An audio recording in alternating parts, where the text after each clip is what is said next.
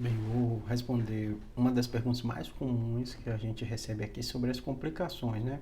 E no caso eu vou falar principais complicações de uma cirurgia de meningioma, né? Então assim, quando a gente fala de cirurgia de meningioma, a gente tem vídeo explicando aqui sobre meningioma, a gente tem que imaginar a localização. Então é muito difícil qualquer médico responder sobre as principais complicações sem saber qual a localização do meningioma. Por quê? Por exemplo, o meningioma, tem um vídeo aqui falando de tórcula, meningioma de rângulo pontocerebelar, cada localização vão ter estruturas diferentes. E geralmente os riscos são relacionados a uma lesão em alguma estrutura de onde o meningioma está. Esse é o aspecto assim, mais importante que você tem que entender. Obviamente, quando não dá para especificar cada localização de meningioma, apesar de eu ter um vídeo falando de localizações diferentes, eu vou falar de maneira geral, as principais complicações gerais, né? Então, já dizendo, a primeira é relacionada ao local onde o aneurisma está. Então, se está próximo ao nervo craniano, de perder uma função daquele nervo craniano, está próximo, né? Se está próximo da área motora, tem um risco de... Geralmente são riscos baixos, né?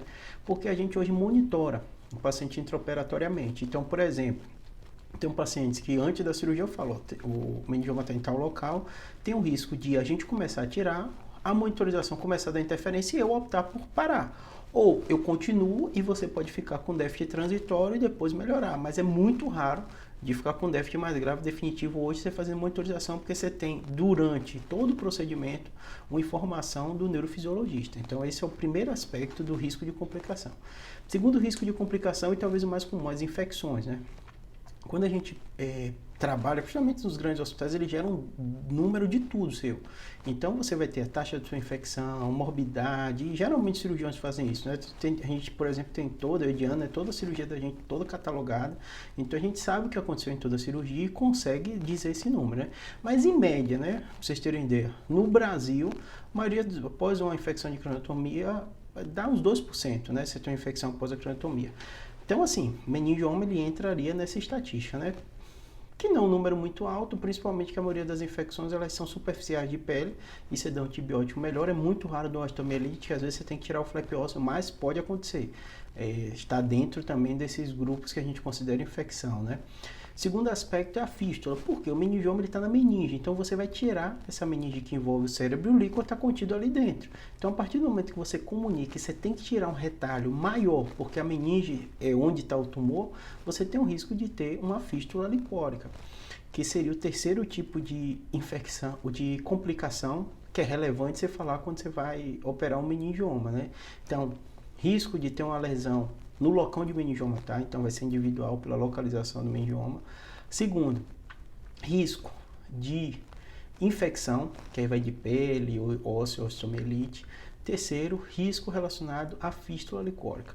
A quarta complicação que muito paciente pergunta é relacionada a sangramento. O meningioma é um tumor de um modo geral muito vascularizado e pode acontecer, mas também no intraoperatório você já imagina, porque às vezes o tumor é muito vascularizado, mas assim que você abre você consegue controlar o vaso que drena aquele meningioma e não vai ter problema nenhum. Outros casos, às vezes a gente até pede embolização pré-operatório, não é tão comum, mas às vezes a gente pede, a depender da localização, eles embolizam, tiram aquele sofrimento vascular, a cirurgia fica mais simples, né?